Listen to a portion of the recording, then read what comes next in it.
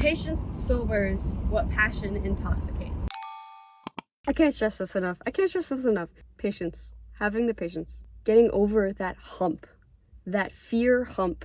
That resistance. The activation energy is the minimum amount of energy that is required for a chemical reaction to occur. So getting over that activation energy, having the patience to get over that activation energy is so key if you want to achieve any goal that you have. And yeah, because we all have so much potential energy. So getting to the point where we have the activation energy to start the chemical reaction and to keep it going, the patience to keep it going. Because even though I agree that starting is the hardest part, what's even harder sometimes is finishing it, to stay consistent with it. You can say all you want, I'm gonna do this, I'm gonna do this, I'm gonna do this. And the passion, see, even I'm talking with passion right now. In a couple minutes, if I turn this camera off, I could be like sleeping. So it doesn't matter how much passion you have. You can have all the passion in the world. If you want to create something with it, you don't always have to. You can just have that passion and just let it fill you.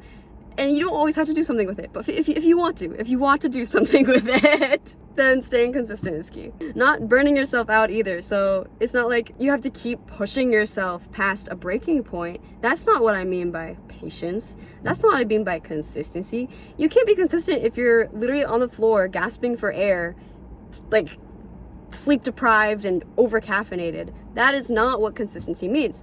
It means making decisions that you're proud of.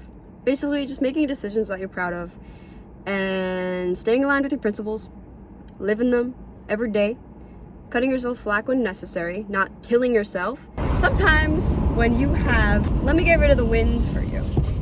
Sometimes when you have a goal, there's a large part of you that doesn't want to do it because of the fear response that your body has, like the adrenaline that it gives you when you think about that goal. However, you got pushed past that.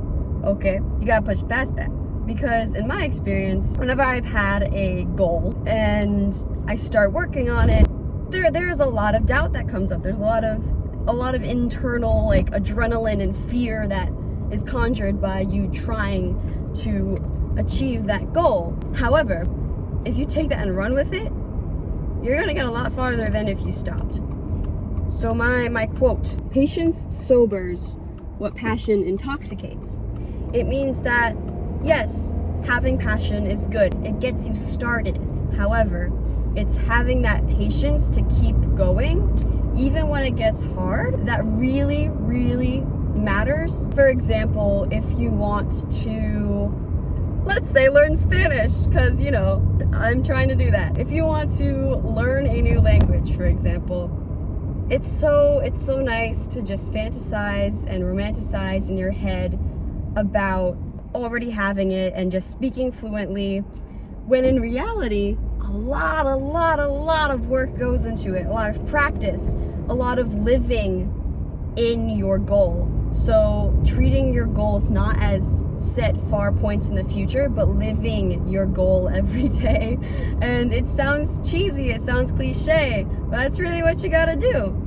And not letting that fear stop you, that doubt stop you from doing what you want, letting what other people think stop you, letting what you think about yourself stop you fully. If I've learned anything in this life, it's that if you stick with something for longer than a week, you can see progress.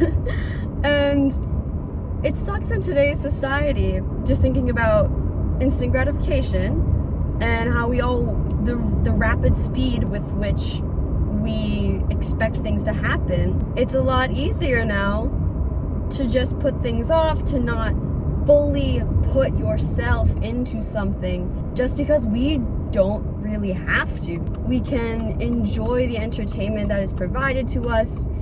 And is this a right on red? It is. We can enjoy the entertainment that's provided to us and get that same stimulation that we would from achieving a goal, but it's a lot more palpable, a lot more meaningful of a feeling when you create something, when you create change in your own life with the hard work that you put in. it's a lot more concentrated of a feeling than the pleasure we seek out that's just at our fingertips. That's a large part of why I'm interested in how technology is impacting our culture, not just American culture, but cultures around the world, because in the past, I feel like things were a lot slower. And I grew up, I had my first iPod at 7, and if not 6. But before that, we played, and it sounds so cliche to be like, oh, back when kids played outside, but I feel like it's true. And I do think it's an issue that this topic has become so cliche to talk about. Online you see how there's dopamine detoxes. So it's a hot topic that people are talking about. And it's just because it's become so talked about doesn't mean that we shouldn't keep exploring and talking about how it's impacting us. And it's a good thing to be curious about how these things are impacting our lives and keeping an open mind with all the different perspectives. And yeah, that's a goal in my life. I would like to become a documentary filmmaker and explore how technology is impacting cultures interpersonally and our relationships with ourselves, how our sense of self is impacted by technology. And it all ties together for me. The motivation, achieving goals, and having that technology at our fingertips, because we are able to learn so rapidly. There's a wealth of information at our fingertips like there was in no other time in the past. And at the same time, I feel like in a way it makes us a little dumber because we know that it's there. We could always just look things up. There's no requirement to have a good memory now, because the memory just feels like the search engine that is Google and Google. So are our brains even useful anymore?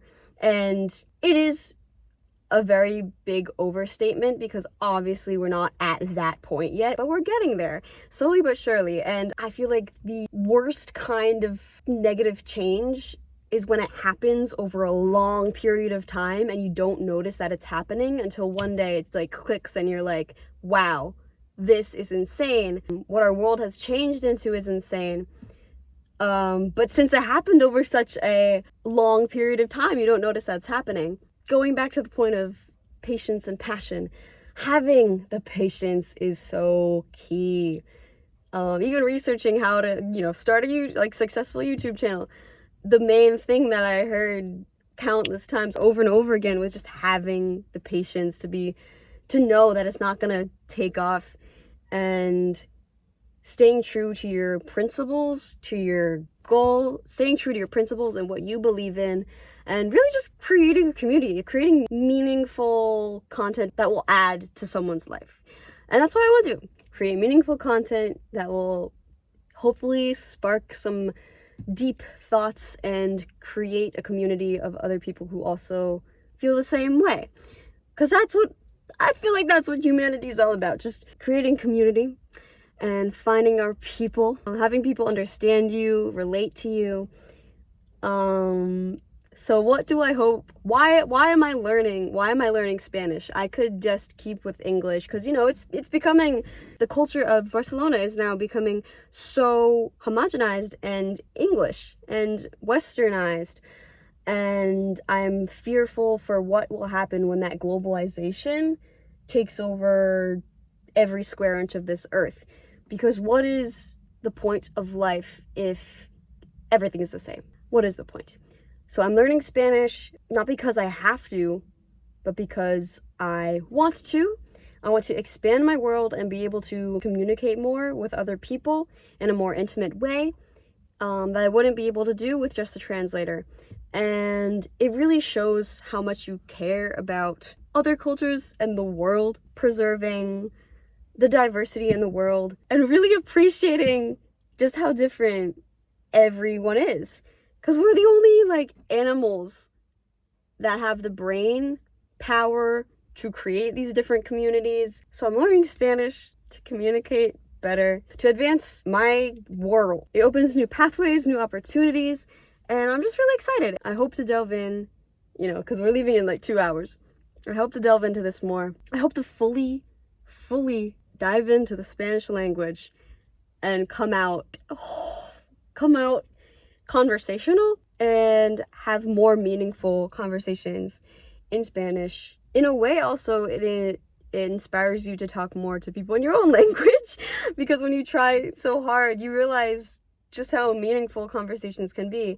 And it's gonna probably just increase my respect for communication in general. And that's one of the expectations I have.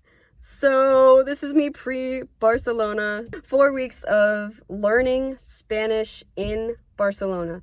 So grateful for this opportunity. So very grateful. And I plan to make the most out of it wholeheartedly. I plan to make the most out of this. That's my 2 cents. I don't know if I'm gonna post during Barcelona, but that's my 2 cents. And I'm gonna leave it at that. Let's have a good trip. That's all I'm gonna say.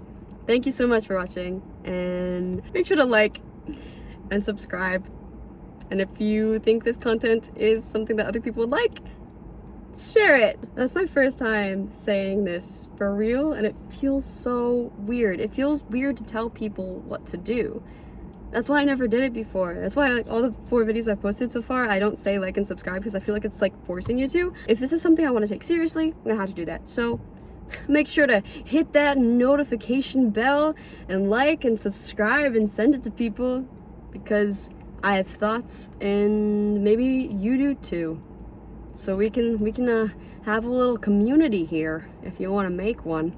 I'm willing to make one. So I'll see you for the 4th time. Goodbye. Thank you. Have a great day. Thank you so much for listening. Bye bye.